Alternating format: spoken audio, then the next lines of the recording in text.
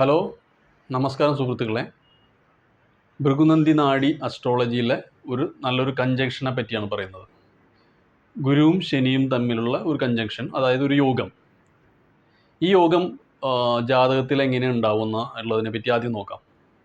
ജാതകത്തിൽ ഉണ്ടാവുന്നത് ആദ്യം ഈ രണ്ട് ഗ്രഹങ്ങളും ഒരു രാശിയിലുണ്ടാവുക, ഒറ്റ രാശിയിലിരിക്കുക.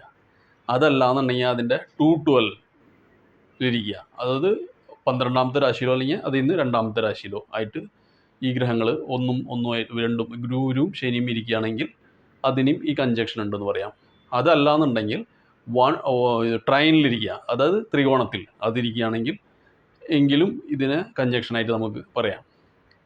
അതല്ലെങ്കിൽ ഇതിൻ്റെ ഒന്നിൽ ഗുരുവും അതിൻ്റെ 7ാമത്തെ ഭാവത്തിൽ ശനിയും ഇരിക്കുകയാണെങ്കിൽ ശനിയും ഗുരു 7ാമത്തെ ഭാവത്തിൽ ഇരിക്കുകയാണെങ്കിലും അതിൻ്റെ ആസ്പെക്റ്റ് എന്ന് പറയും.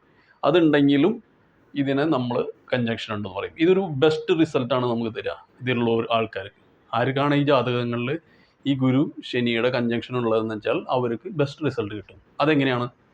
അതായത് ഗുരു എന്താണ് ചെയ്യുന്നത്? ഗുരു എന്ന് പറഞ്ഞു കഴിഞ്ഞാൽ ദൈവാനുഗ്രഹമായിട്ടാണ് നമ്മൾ കണക്കാക്കുന്നത്. ഓക്കെ, ഗുരു വിസ്ഡമാണ്. അപ്പോൾ ദൈവാനുഗ്രഹം ഉണ്ടെങ്കിൽ നമുക്ക് എല്ലാ കാര്യങ്ങളും നടത്താൻ പറ്റൂ, നടക്കൂ, സക്സസ് ആവും. അതേപോലെ ശനി എന്താ ചെയ്യുന്നത്? ശനി കർമ്മത്തിൻ്റെ കാരകമാണ്. കർമ്മത്തിൻ്റെ ഫലം തരുന്നതാണ് ശനി. അപ്പോൾ കർമ്മത്തിൻ്റെ കൂടെ ദൈവാനുഗ്രഹം ഉണ്ടെങ്കിൽ എല്ലാ കാര്യങ്ങളിലും നമുക്ക് വിജയം പ്രാപ്തി നേടാൻ സാധിക്കും. അതെല്ലാവർക്കും മനസ്സിലാവുന്ന ഒരു കാര്യമാണ് അല്ലേ? അപ്പോൾ അതാണ് ഈ കഞ്ചക്ഷൻ മെയിനായിട്ട് തരുന്നത്. അപ്പോൾ ഗുരു ശനി, അപ്പോൾ ഗുരുവിൻ്റെ എന്ന് വെച്ചാൽ നമ്മൾ ദൈവികമായ അനുഗ്രഹങ്ങൾ, വിസ്ഡം ഉണ്ടാവും. അപ്പോൾ നമ്മൾ അടുത്ത് നോക്കേണ്ടതെന്ന് പറഞ്ഞാൽ നമ്മൾക്ക് ഇപ്പോൾ ഈ കഞ്ചക്ഷൻ ഉള്ള ആൾക്കാർ അവർക്ക് ഇത് എങ്ങനെ കൂട്ടാം അല്ലെങ്കിൽ അതിനെങ്ങനെ മോശമാക്കാതിരിക്കാൻ നോക്കാം എന്നുള്ള രണ്ട് ഇതിലും കൂടി നമുക്ക് അതിനെ നോക്കാൻ പറ്റും.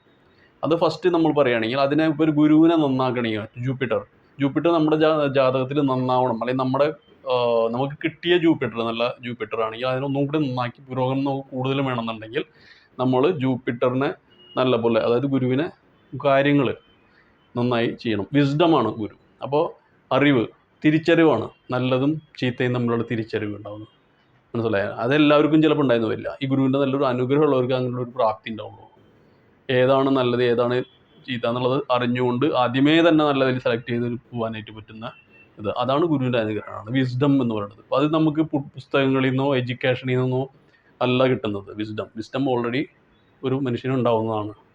അതിനെ കൂട്ടാനായിട്ട് നമുക്ക് കുറച്ച് അത് കുറയ്ക്കാതിരിക്കാൻ വേണ്ടിയിട്ട് നമ്മൾ ഒരിക്കലും ഈ ഗുരു നിന്ദ ഒന്നും ചെയ്യാതിരിക്കുക ഒരിക്കലും. അത് മാതാപിതാവും ഗുരു ദൈവം എന്നാണ് പറഞ്ഞിട്ടുള്ളത്. അപ്പോൾ മാതാപിതാക്കളോടും ബഹുമാനം ഉണ്ടായിരിക്കുക, അവരെയും അനുഗ്രഹങ്ങൾ എപ്പോഴും ഉണ്ടായിരിക്കാൻ ശ്രമിക്കുക. അതുപോലെ ഗുരുക്കന്മാരെ ആദരിക്കുക എപ്പോഴും. ഓക്കെ, അവർ ഇൻ കേസ് ഈ ഗുരു നമുക്ക് കിട്ടിയ ഗുരു അത്ര നല്ലതല്ല എന്നുണ്ടെങ്കിലും കൂടി നമ്മളതിനെ നിന്ദിക്കാതിരിക്കുക, ബഹുമാനിച്ചില്ലെങ്കിൽ. അങ്ങനെയുള്ള രീതിയിൽ പോവുകയാണെങ്കിൽ നമ്മുടെ ഗുരു മോശമാവാതിരിക്കാൻ ശ്രമിക്കാം. അതുപോലെ നമുക്ക് അറിവ് പകർന്നു കൊടുക്കാൻ പറ്റുള്ളവർക്ക് അതും നമ്മുടെ ഗുരുവിനെ നന്നാക്കും.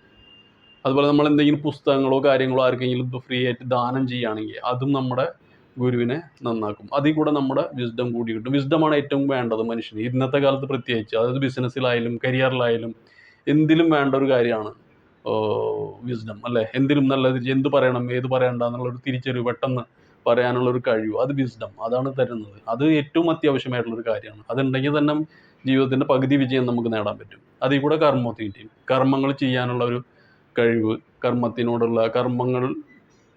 ശനീനെ നല്ലപോലെ കൊണ്ടുപോകാനുള്ള കഴിവ് ഉണ്ടാക്കിക്കൊണ്ടിരിക്കുക. അപ്പോൾ ശനി എന്താ ചെയ്യണം എന്നുള്ളത് നോക്കാം. ശനി ചെയ്യണത് എന്താണെന്ന് വെച്ചാൽ ശനി തരുന്നത് നമ്മുടെ കർമ്മഫലങ്ങളാണ്. ഈവൻ നമ്മുടെ ചെറിയ ചിന്തകൾ പോലും കർമ്മങ്ങളാണ്, അത് ചിന്തിക്കുന്നത്. അപ്പോൾ ഈ ഈശ്വരാനുഗ്രഹം കൂടി നമ്മുടെ ചിന്തകൾ കൂടെ നന്നാവാൻ സാധ്യത കൂടുതലാണ്. അതാണ് കർമ്മത്തിൻ്റെ ഇതുണ്ടാവുന്നത്. അപ്പോൾ കർമ്മത്തിനെ എങ്ങനെ നന്നാക്കാം എന്നുള്ളതാണ്. അപ്പോൾ നമ്മൾ ചെയ്യുന്ന കർമ്മങ്ങൾ, ഓരോ കർമ്മങ്ങളിലും നല്ല കർമ്മങ്ങൾ, സത്കർമ്മങ്ങൾ ചെയ്തുകൊണ്ടിരിക്കുക. കഴിയുന്നതും മറ്റുള്ളവർക്ക് ഉപദ്രവമില്ലാതിരിക്കുന്നത്, മറ്റുള്ളവരെ ശാപങ്ങൾ വാങ്ങിച്ചു വെച്ചിരിക്കുക, അങ്ങനെയുള്ള കാര്യം. അപ്പോൾ ശനി റെപ്രസെൻറ്റേറ്റ് ചെയ്യുന്ന ആൾക്കാർ ആരാണ്? അവരെ നമ്മൾ ഹെൽപ്പ് ചെയ്താൽ, അവർക്ക് വേണ്ടി നല്ല കാര്യങ്ങൾ ചെയ്താലും നമുക്ക് ശനിയുടെ ഗുണങ്ങൾ കൂടുതൽ കിട്ടും.